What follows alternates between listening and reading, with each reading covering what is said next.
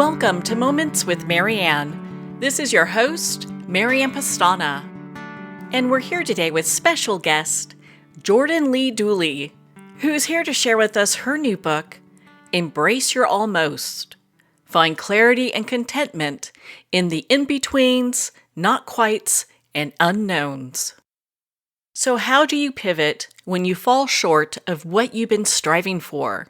In this show, we're going to uncover just that. So Jordan Lee Dooley is a national best-selling author of Embrace Your Almost and Own Your Everyday, and host of the top-rated podcast She. She's also the founder of Own It Academy, a digital education company, and SoulScripts, a words company known for its phrase, "Your brokenness is welcome here." Jordan Lee has been featured on Hallmark Home and Family, Forbes, and many more. So let's welcome to the show, Jordan Lee Dooley. Thank you. Thank you for having me. Oh my gosh, what an honor it is to have you here and to talk about this book. I got to tell you, once I saw this, I was like, okay, we need to talk. So what inspired you to write this? Why don't you share a little bit about your story? Yeah, absolutely. Well, I found myself with a variety of I call them almosts. And what I mean by that the situations in life where you're just shy of the finish line. I always refer back to when I was in high school, I decided to run track one year.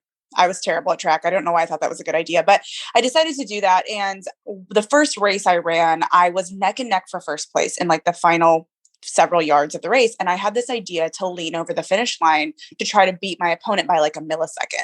But I had no experience with that tactic at all.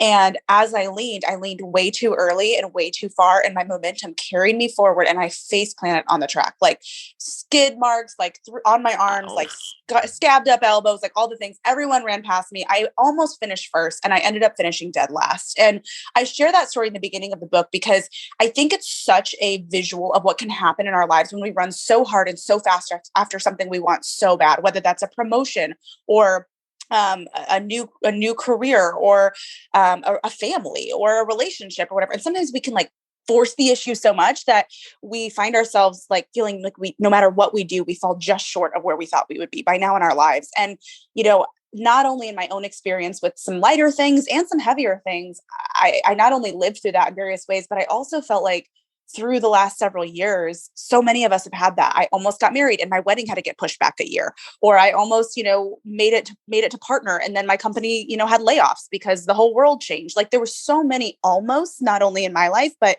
globally, that I just felt like this is a message we need, because when something almost works out, but then doesn't, a lot of times we find ourselves kind of reeling a little bit, and we find ourselves in a waiting season or a feeling of unknown and uncertainty of like, well, now what? Like, what does this future look like? Like, where do I go from here? And it can be not only discouraging, but also really disheartening and kind of scary to look at the unknown and go, is this ever going to work out now? So anyway, that was kind of the original, not only my own experience, but also just so much of what we lived through as a globe, as a world. That really inspired me to just take this message and run with it. So I know you talk very candidly about your story in your book. Mm-hmm. At what point did you decide, okay, I need to start redefining success? Yeah, I would say once there was two things that really happened. I hit a really low point when it comes to burnout. Like I completely burned out. I had to the point where like medical tests were showing me that like my thyroid was fatigued, but like I was having physical manifestations of burnout, not just like, oh, I'm overworking myself. And I had also walked through a lot of grief and loss that year. And so those two things combined really kind of made me pause, because when you come close to matters of life and death, or when you come face to face with like even your own mortality or loss in your family or anything like that, it can really shift your perspective in a way few other things can, as can kind of having a reality check on where you're really at when it comes to your own health. And so both of those things really made me pause and go, what am I pursuing and why? Like, what am I chasing? And should I be chasing all of these things, or am I chasing some of them arbitrarily because I saw so-and-so online do it, or because I thought it would sound cool, or I've set this deadline in my head that by X age, I need to have achieved XYZ. And so that was really, there was a lot of I guess, concentrated experiences with both loss and health issues kind of all in one year in 2020, that really kind of made me go, I think I need to do some things differently. And so that was really the start of shifting my perspective and shifting my approach on what is success to me and how do I shift the way that I'm pursuing success so that I can do it in a sustainable way. Well, and when you talk about having these crises, I mean, you had accomplished so much by the Hmm. time you were 25. I mean, Hmm. more than I think most people, Hmm. do in their entire lifetime. And Hmm. so when you look at that, I know you talk about just like the stress of it all and how that had such a huge impact. Hmm. Yeah, I think we have this idea that like if we can just do all the things by a certain age, we're going to be successful, we're going to be happy. And, in a way, like on paper, I had achieved so many of those like bucket list goals or bucket list dreams. I had written a national best-selling book. I had built a big social media audience. I had hit seven figures in my business. Like I had done all of these things that I just thought were like a pipe dream a few years prior. And all of that was great. Like I'm super thankful for those experiences and to have been able to do those things. But I think I made my measure of success and even kind of ran the risk of even putting my worth and sense of value in those accomplishments to the point where doing all of that so quickly and so early, but I think this can happen at any point, but especially when you're young. I think what happened was I began to feel that pressure of like, well, now I've got to outdo that, right? I've got to now write another best-selling book, or I've got to outsell, my last copy, or I've got to, double my business revenue, or whatever these things are. Like we can just feel like, okay, now I've got to like beat myself, and it can create this like hamster wheel, of like it's just never enough. And I've really over the last couple of years, and this is written about in Embrace Your Almost, had to learn the art of defining enough, because I think that's actually a huge measure of success. And when you have a period of explosive growth or a few things work out really well, and then all of a sudden you're faced with something that doesn't work out, it can be really jarring and it can be really like shocking.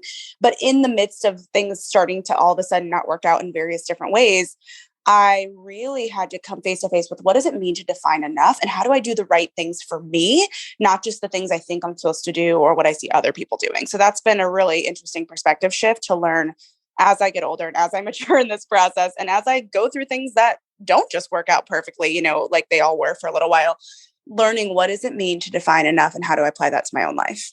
There's so many people right now going through, I think, really deep disappointment, over Hmm. the last couple of years because they had goals and Yeah. dreams and now they're stuck with like, huge disappointment. Yeah, absolutely. I mean, I think that's one of the hardest things. And disappointment can range from every feeling from I'm disappointed to I'm absolutely devastated, and I almost feel despair. Like I feel like there's no hope to even give this a shot in the future. But in my own experience with both just disappointments, like, oh, bummer, that like work thing didn't work out, to deep devastation of like, oh my gosh, something precious has been taken from me, or I've gone through immense loss when I didn't expect to.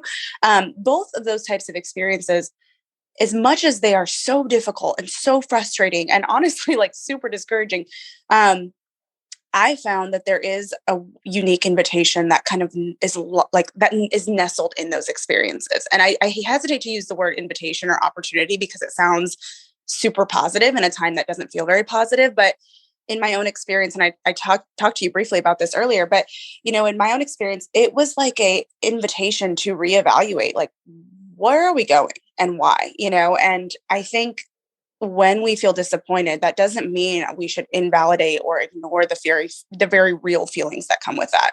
But I also think if we can get ourselves to say, okay, but how does this provide me clarity for the future? There is some sort of gift in that, because sometimes we run so fast and so hard and we're so busy all the time just doing everything, that when something doesn't work out or we feel disappointed or we feel like we're even set back, to try to shift our mind from like, this feels like a setback, but how could it maybe be a setup? Like maybe this is actually a chance to pause and reevaluate and really get clear on where I'm going and why. I have found in my own life, like it is not only those disappointments and those devastating experiences, not only have they given me clarity, but they've also really created a sense of like appreciation for what is right for me. And so I really encourage anyone who finds themselves feeling disappointed that something didn't work out, or even devastated by something not working out, or through something really going wrong, to say, okay, let me pause for a second and let me like sort through all the pieces here, and not only feel the feelings and deal with the frustration that comes with this, but also say, what is this how can this set me up for the future, even though it feels like a massive setback right now? If someone's having a hard time finding clarity and Mhm. they ask that question and they're Mhm. not really able to see, like, okay, I can't really see a benefit in this, Mhm. what would you Mhm. suggest? One thing I call it the single most important question. And what I mean by that is there's a question that I think is so important to ask to everything you think you want to do, or that you think you want to pursue or work on, or what have you. So, if you have walked through a disappointment or a big setback or something that really disrupted your dreams or your goals or the things that you've been working on, I think the best place to start is by evaluating everything that's on your plate. So not only like just all of your current obligations, your current commitments, the things that you are doing, the things that you are pursuing, as well as the goals that you have. And maybe it's the goal that just got messed up and you're like, that's still my goal, or that's still something I want. I always recommend looking at every single one of those things, your current obligations, your goals, etc., and asking why. Why is this something that I've committed myself to? Why is this something I give my time to? Why is this something that I'm doing? And if you or why is this something that I want, or why is this something that I feel like I want to keep pursuing even though it's really broken my heart or let me down this time around? Ask yourself that question to every single thing, because that does provide a ton of clarity. Sometimes you might go, well, actually, I don't really know why I'm doing that. I think I'm just doing it because I've seen other people do it, or because I thought I was supposed to by now, or because, you may come up with this reason that's like not really a strong reason. Whereas for some of them, you might say, because that has been something that I have felt like is part of my life's mission since the time I was 10 years old, or because that is something that will help advance my family, or because that is something that will provide me the lifestyle that I feel is important when I have children, or whatever you might come up with that has, you know, deeper rooted purpose and a bigger purpose than just, oh, I saw someone else doing it, or, oh, I don't know, it just sounded good, and that's really where you can start one by one auditing the things on your plate and the goals you're pursuing, and start getting that clarity. A lot of times, adversity can create clarity in the sense that it gives you perspective, but it doesn't necessarily mean all of a sudden like the clouds part and everything becomes crystal clear. Sometimes you have to actually go through the work and do the work of, let me audit and evaluate every single thing that I've either already committed to, or that I want to do, or think I want to do, and really ask that hard question and put it under a microscope and see, like, why am I doing this? Why do I want this? And a lot of times that will give you so much clarity and help separate the wheat from the chaff. Well, we love that because it makes it a little bit easier, even though I know when we're going through difficult times, nothing seems easy. Not at all. No, not at all. And I don't think it's meant to be. This is actually not an easy process. And sometimes the answer doesn't come the second you ask the question. Sometimes you actually, at least in my experience and what I've found, is it can be really helpful if there's something that you're trying to evaluate or trying to audit. It's definitely hard, but sometimes it's hard to even answer yourself. And so it can be helpful to ask a friend or a spouse or a mentor or someone in your trusted circle to help you work through that. Like, can you help me like work through why I think I need to pursue this, or why I feel the pressure to do X, Y, or Z, or why I've said yes to this or that? And it can be helpful to have someone else's input on that. And it can make it feel even a little bit easier, because it can be hard. So yeah, I recommend, if you are getting stuck or you're feeling like, I don't know, I'm just so discouraged, I don't even know how to answer these questions. That's where I say, like, bring in someone that knows you, that knows your heart, that knows your true desires, that knows like what you really value, or can at least understand where you're coming from and help you work through some of those questions and provide a little bit of an objective perspective. Because a lot of times our emotions and our personal biases and experiences are influencing the answers we might give. So it can be helpful to have someone else like help you work through that, to make sure that what you're answering and what you're finding is really aligned with where you want to go and what you value. Do you find at that time people are really kind of redefining their own success and what it means for them? 100%. That's really the objective of that exercise. It's really saying, what does success look like for you? And when you start asking why to a lot of the goals or obligations or commitments on your plate, it helps you understand, like, really ultimately, it helps you understand what you value, because a lot of times we don't make decisions based on what we value. We make decisions based on what we think we should do. And so, yeah, I mean, a huge piece of this exercise is meant to help you figure out, well, what does success really look like for me? And when you can start asking why you're doing certain things, why you're pursuing a certain revenue goal, or why you're trying to build a business, or why you're trying to get a promotion, or why you're trying to build a family, or whatever, it's because you have a vision of what you truly value in your life. And maybe for you, it's not to be number one in your industry, or break glass ceilings. Like, maybe for you it is, but you have to kind of work through those things and say, like, you know what, actually, I don't really care to build a massive business. I'm actually really good with like freelancing, and that gives me the free time to be home with my family. You're going to find that if that's what you come to, it's going to give you a lot of clarity on what success looks like for you. Whereas someone else might say, you know what, I actually don't really love the idea of having a family. I've just always felt like I'm supposed to. And I really actually feel like I'm supposed to pioneer this new innovation in this industry. And I feel like I'm the one that's called to do, like, you'll find that as you work through these, what you really value and what's right for you. It seems like taking that kind of inventory is just so valuable. Is this Mhm. something that can be used? And you mentioned family, but is this something that can Mhm. be used in relationships and 100%. just, school, anything? Oh, absolutely. I mean, I think sometimes students can go through this and find like, oh, you know what? I'm in the wrong career path. Like, I'm pursuing the wrong thing. I've just been doing this because my dad said I was supposed to, or because that's what I thought would be successful. Or, you know what? Actually, I think I need to go start a business or go to trade school. This isn't really aligned with the life I want to build. I'm just doing it because all my friends went to school. So I think it can be applied to academics. I think it can be applied to the goals we have in our industry and our careers. It can be applied to family or relationships. Like, sometimes we find ourselves like pursuing a relationship or networking in a certain area because we feel like left out, because we feel like we want to be known in the industry. But then when we really step back and go, well, why am I doing that? We might find like I'm exhausting myself trying to force or build relationships that don't even really align with what I value or care about, or they're not even my kind of people. Like, what am I doing? So I think it can be applied in various different areas. And it's just asking yourself, why? Why do I feel the need to be friends with this person? Maybe you'll find there's a really good reason, or you might find like, I don't know, I just want them to like me, so it can really apply to various different areas of life. It seems that it also gives people like that permission they're looking for to pursue what they really enjoy. Yeah. Well, and yeah, 100% what they enjoy and what matters to them. I think as much as we hate to experience the things that set us back, they do give us that moment to like catch our breath occasionally, because a lot of times, and I'm sure you've experienced this in your life too, but when something goes painfully wrong or just doesn't quite work out in the timing that we thought, a lot of times it forces us to slow down just because there's nothing else. It's like, wait, okay, what's going on? And it kind of makes you pause.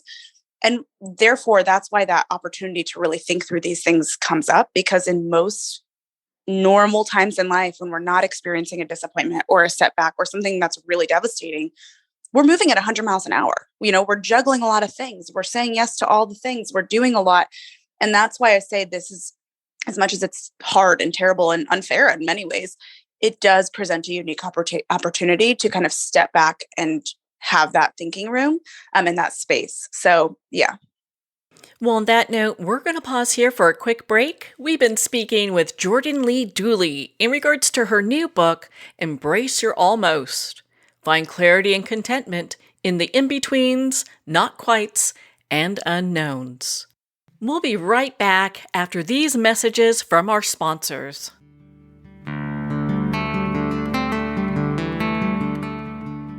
Pandemonium. Fast forward 20 years. A U.S. president seizes control of all U.S. missiles, the power grid, the banking system, and every computer in America as he hides in an underground bunker. Pandemonium, a captivating sci-fi thriller where a hidden war, psychics, aliens, artificial intelligence, and transcendental love collide with the latest media technology. Pandemonium, live to all devices. Get your copy on paperback or digital. Free sample at getpsychic.org. Are you looking to untangle life's riddles? Discover the profound teachings of Dr. Shai Tabali, renowned philosopher, best-selling author, and your guide to self-empowerment. With methods that harmonize psychological and spiritual principles, Dr. Tabali's wisdom offers a pathway to holistic transformation. Take that first step today and join thousands globally and embrace the journey to higher consciousness. Visit shaitabali.com, that's SHAITUBALI.com now. Hello, Dr. Cutler here. Do you experience bloating, heartburn, food craving, bowel irregularity, food sensitivities, weight issues? If you do not digest your food, you may be deficient in macronutrients, which your body needs for optimal health. DrEllenCutler.com teaches that this is an enzyme deficiency. I believe the most important supplement is a full-spectrum digestive enzyme, Dr. Ellen's Way Digestive Enzymes. Hear more about it at DrEllenCutler.com. Are you chasing profitability yet losing fulfillment? Let me introduce you to your solution, the Relaunch Company. I'm Hillary DeCesar, an entrepreneurial performance coach, fearless leader of the Relaunch Company, here to help put the pedal to the metal and relaunch your business your way. Visit www.therelaunch.com. Take the free quiz to learn 3 steps towards waving goodbye to burnout and hello to success.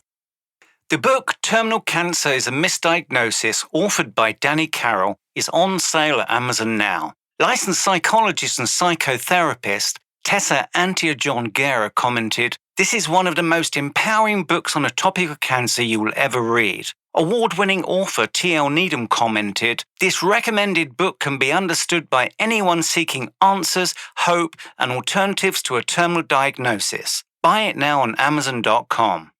Are you a coffee lover who wants to make a difference? Look no further than Fire Department Coffee, a veteran-owned business that gives back to support first responders in need. Each batch of coffee is freshly roasted right here in the USA by a dedicated team of first responders and coffee experts. So when you enjoy a cup of Fire Department coffee, you're not only drinking high-quality coffee, you're supporting members of your community. Start your day with a coffee that gives back. Visit firedepartmentcoffee.com. That's fire, D-E-P-T, coffee.com. I'd like to thank Jason Eastwood at Guitarfulness for sharing his inspiring music and talent with us. His music is known worldwide for cultivating atmospheres of harmony, inner peace, and clarity. Visit Jason's website at guitarfulness.com. Join his newsletter, be part of his community, and download his music. Welcome back to Moments with Marianne. We're here today with our special guest, Jordan Lee Dooley, who's sharing with us her new book, Embrace Your Almost. Find clarity and contentment in the in-betweens, not-quites, and unknowns. So we talked earlier about how we should pause and slow down to gain clarity. Have you gone through a situation recently where it just asked for you to pause? And what did that look like for you? Yeah, I'll share a brief story. So, when one of the big changes I would say that we made to pause and slow down and gain clarity, when my husband and I were newlyweds, we've only been married a handful of years, but when we were like newlyweds, we bought a 3-acre property with an old colonial farmhouse on it because we thought like, oh, we're going to be Chip and Joanna Gaines, like HGTV lifestyle. Like, let's go. This is going to be awesome. So we had this idea that like, that was the best idea ever. And then, so we bought the house, we started doing some projects here and there, but we were also traveling a lot for work. And so we tried to, work it in where we could. Well, anyway, flash forward a couple of years, we went through some devastating loss, some things that created a lot of challenges for us. And suddenly we started to go through this process when we all of a sudden were experiencing some really hard setbacks. We started to go through this process where we were like, what is our priority in this season? And I actually call that the present priority. So sometimes when you go through a setback or a disappointment, it can actually, like I said, it makes you pause, but I really encourage you to consider like, what is my present priority? What really needs tending to in my life in the short term? You might have this big picture idea of where you want to go, but in the short term, in the next 6 months or 12 months, like what really needs your support or your focus or your attention? And in my case, it was like, well, I really need to like reduce my stress levels and focus on my health because I am really burned out and like, this is just too much. And what we were finding is when it comes to the house that we had just bought, it had become such a stressor and a stress point in our lives because one project was turning into 2 projects, which was turning into 3 projects. And there was more and more issues we were uncovering with the home that we just realized like, that's not super sustainable. And that's probably not the right thing for us to be focusing our time, talent, resources, et cetera, into in this season. Like really, we need to focus on our health and the stress of trying to manage this house, repair this house, renovate this house. Like all of that is way too much and it's creating more stress for us. So we made this really hard decision and it was a long decision. It took several months to make the decision, but we ended up deciding to sell the house and simplify. And that was really hard because we had this idea of like, this is going to be like our 10 to 20 year home. We're going to raise our kids here. We're going to paint it white. Like we had this whole vision of what we wanted out of it.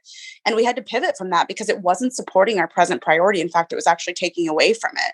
And so I would say like that's a really recent in the last year or two experience that I've had, that it sometimes requires you to let go of a vision that you had when the pursuit of that vision or that dream or that idea of what was going to be is actually really taking away from what you truly prioritize in this season of your life, whether that's your health or getting out of debt or something else. Sometimes there's these other things that we think we really want, but the pursuit of them, at least in this season, we may renovate another farmhouse or buy land again in 5 years or 10 years. But in that season, it was actually like really not right for us. And so we had to make the hard decision. And sometimes I still miss like the idea of, man, I was going to put a front porch on that house and I had this whole vision. But I don't regret making that hard decision because now we've been able to simplify. We have less yard to maintain. And ultimately, I feel more peace in my life and I've been able to reduce stress. And so I'm not suggesting that every decision is going to be like this massive, like uproot your life and go move kind of decision, but sometimes it will. And it can create a lot of freedom when you allow yourself to release the things that are actually taking away from what you prioritize. What are some of the unexpected, kind of gifts when someone takes that pause and takes that break and reevaluates? Yeah. I call this unexpected gains that can come from unwanted pain. And pain can have a variety of different levels to it. Sometimes it's true, like searing pain, and sometimes it's just frustration. But, I've noticed that different gifts can come out of those types of experiences. Things like empathy. Sometimes when we are just running at 100 miles an hour and living our lives and doing our thing and things are all working out peachy keen, we don't really connect with those who are struggling, or we try to, but we just can't get ourselves there. And sometimes when we go through our own heartbreaks or frustrations or setbacks, it allows us to build that connection again, like in a way that we were maybe even too busy for before, which is hard to admit. But I know I've been in that place where I just have a hard time really connecting and being empathetic for those who are walking through something hard when everything's just working out in my life and I'm running 100 miles an hour toward whatever it is that I think I need to be doing. So that's a huge one. I'd also say discernment is huge. And the reason I say this is because I feel like through my own experiences with almost and not quites and setbacks and in-betweens and waiting, a lot of times when those things have happened in our life, I find myself being a lot more thoughtful about who I trust, what voices I listen to, the decisions I make, the things I say yes to. So this deeper level of discernment and kind of thoughtfulness about the decisions we make, the things we say yes to, and the voices we listen to can also be born out of our big disappointments or even devastating experiences. And another one I would say is patience. I don't know about you, but patience was not a virtue I was born with. And so I've had to really learn that by experience. And it's not fun by any means. It's not a gain or a virtue that I want to have to go through the fire to gain. But I will say through setbacks and disappointment and broken dreams, I've really had to learn and lean into like, man, there are just some things that are out of my control. And so really learning like the gift and the art of patience in a way that doesn't come naturally to me. And I don't think that comes naturally to most of us now in our like instant gratification world, where if you want something, you order on Amazon and it's there the next day. Or if you want to watch a show, you pull it up on like, there's so many things that are at the touch of our, at the tip of our fingertips right now that we've gotten so used to like instant gratification. And so sometimes those things in life that you really can't force, whether it's the relationship you want or the promotion you're hoping for or the pregnancy or something else, like when those things don't quite work out how we want, it's devastating, it's hard, it's frustrating, but it does breed this deeper sense of patience in us that I think ultimately builds our character. And that's something worth celebrating, even if not fun. So, to kind of dovetail with that, when is it time to let go of a dream when we've been chasing it and it's just not coming up? It's such a hard thing to do. Whether it was the house or there was a time where I closed my business for a while because I felt like I didn't know the direction. Like I share all these stories that embrace your almost, but the hard thing is sometimes our almost or the things that don't quite work out in our life are sometimes something we actually have to decide to let go of. It's not always something that was disrupted by a curveball or that was taken from us, but sometimes it's like, I have to consciously make this decision to let it go. And, I think it's different for all of us knowing, is it time to let go of a good thing because it's ultimately not the right thing? If that makes sense. A great example of that is like, I'm in a relationship, it's comfortable, like I'm familiar with this person, but I just don't think we have like our values aren't aligned. So I don't know how this can be something where we could be on the same page when it comes to raising a future family. Or in my case, the house, like I love this home. It's so cute. There's so much potential here. It could be our Pinterest worthy house, but it's just not quite right. in the sense of it's not right for us this season. This is causing more stress than it is, good. So anyways, those types of experiences where it's like, it's a good thing. A house is a good thing. A relationship can be a good thing, but it might not be the right thing, at least not in this season of your life. I think ultimately it comes down to asking like, okay, this is a good thing, but is it the right thing? And sometimes coming to that conclusion on our own is really, really hard. And that's why I say like consult those trusted people in your life. Like I had to talk with my husband about this. I actually spoke with several people in my inner circle, friends, mentors, financial advisors, before we made the decision to sell the house, because it felt like I was parting with something that was really good and something I cared about. And so my best advice is if there's something that you just feel like a little bit of a lack of peace with, and you're not sure if it's something you should let go, don't assume that if it's a hard decision, it's the wrong decision. Because I think sometimes we think, oh, well, if I'm supposed to do this, it should be easy or it should feel easy. And that's not always the case.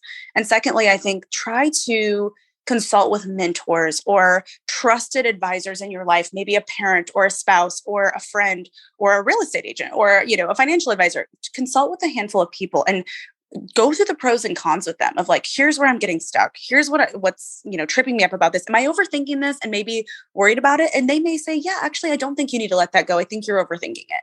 Or they may say, yeah, I can see why that's a problem or why that's kind of a roadblock for you.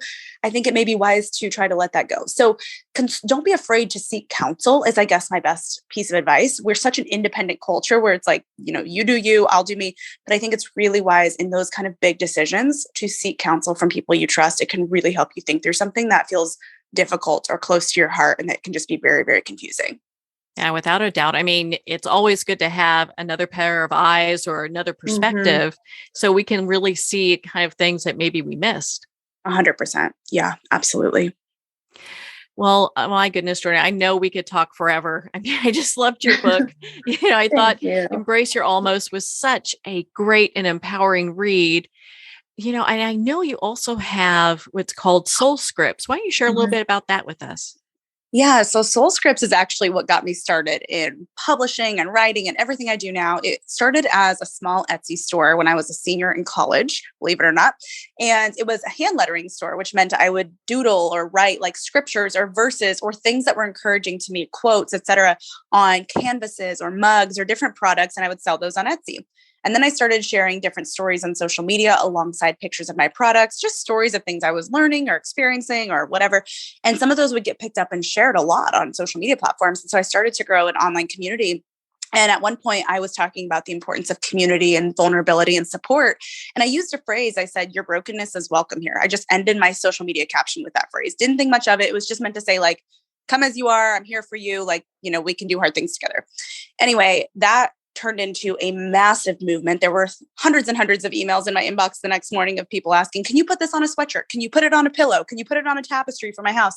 And so we ended up starting with a sweatshirt line and that just exploded over the course of the next few years. And so anyways, it's kind of evolved, but ultimately, and we even closed it for a little while, which I share about in the book, but it ultimately, through my own season of almost and heartbreak and hard things, I really came to the conclusion that when people go through disappointments, setbacks, hardships, etc., sometimes it's really hard to know what to say. It's like, what do I even say? Because I don't want to say the wrong thing, but I want to offer some support and encouragement. And so Soul Scripts has really evolved into a brand that's designed to help support people you love or even yourself through those setbacks, those disappointments, those hard times. And so we have an apparel line with your brokenness is welcome here on the front. Get that for yourself or send it to a friend and just say like our whole mission statement is we give you the words when you have none, which is meant to be like, when you don't know what to say, when you don't know what, how to support, here's something you can send or here's something you can say that basically communicates I'm here for you and I'm here with you in the trenches, in the frustration, in the setback, etc. And so we have journals to help people work through their seasons of just feeling stuck, as well as apparel that says your brokenness is welcome here. Yeah, it's such great stuff. Well, what's your website that people can find you? Because I know you've got your show that you do, you've got your other books. I mean, you just have all of your amazing stuff. Oh, well, thank you. Yeah, the best place to find me would be at jordanleedooley.com. That's where you can we have a link to the Soul Script shop. We have a link to some of my programs where I coach and teach women how to build businesses from home. We've got links to the podcast, which is like a women's wellness podcast. We've got a couple arms to what we do, but if you go to jordanleedooley.com, you'll find it all there. Well, Jordan, thank you for taking the time to be on the show with us here today. Absolutely. Thanks for taking the time to have me and for listening to all my rambles. Well, thank you, Jordan Lee. It has been such an honor to spend this time with you and to talk about your new book, Embrace Your Almost. Find clarity and contentment in the in-betweens, not quites, and unknowns.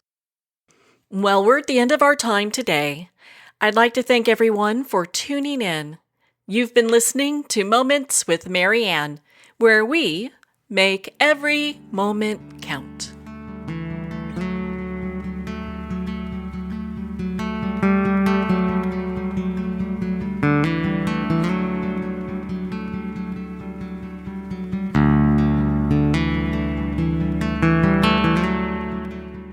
In a single moment, your life can change. Moments with Marianne is a transformative hour that covers an endless array of topics with the best of the best. Her guests are leaders in their fields, ranging from inspirational authors, top industry leaders, and business and spiritual entrepreneurs. Each guest is gifted and a true visionary. A recognized leader in her own work, and while teaching others to develop, refocus, and grow, Marianne will bring the best guest and sometimes a special surprise. Don't miss this. You never know just which moment will change your life forever.